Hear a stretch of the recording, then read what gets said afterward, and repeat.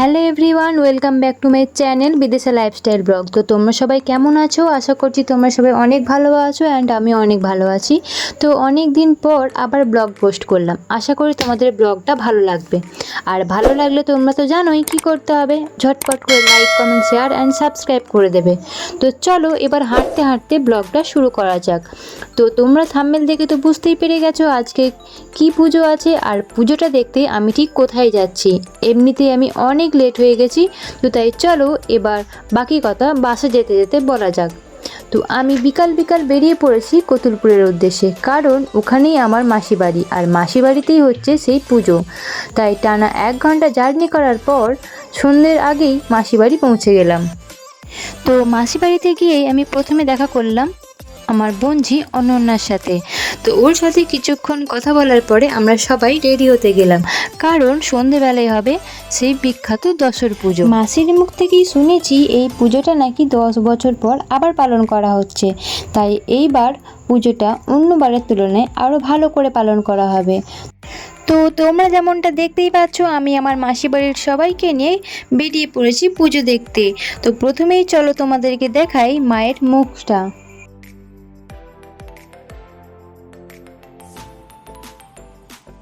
আর তোমরা অবশ্যই কমেন্ট করে বলো মায়ের মন্দিরটা কেমন সাজানো হয়েছে।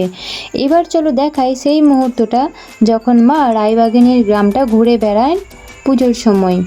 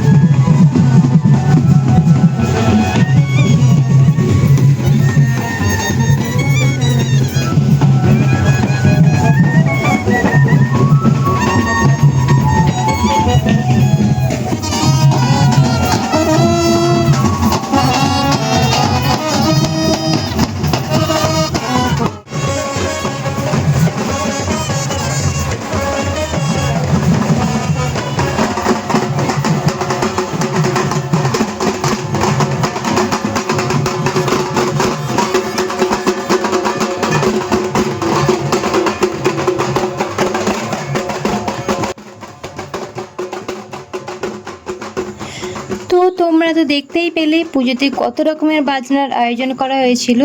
তো মায়ের গ্রাম ঘোরা কমপ্লিট হয়ে গেলে এরপরে আমাদের বাজি ফাটানো। এই দশর পুজোয় বিশেষ আকর্ষণ হলো বাজি ফাটানো। তাই তোমরা অবশ্যই কমেন্ট করে বলো তোমাদের এই বাজি ফাটানোটা কেমন লাগলো।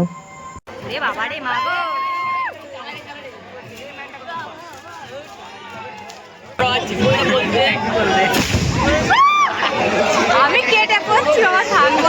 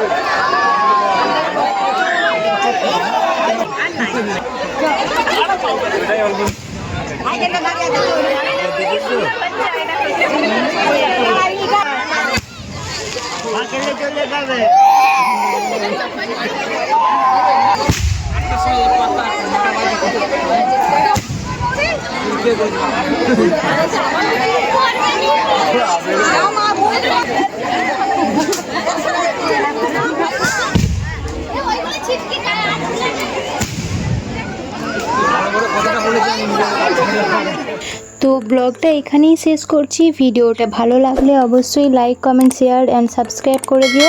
আর পারলে বন্ধুদের সাথে ভিডিওটা শেয়ার করো। তো দেখা হচ্ছে নেক্সট ব্লগে, ততক্ষণের জন্য টাটা।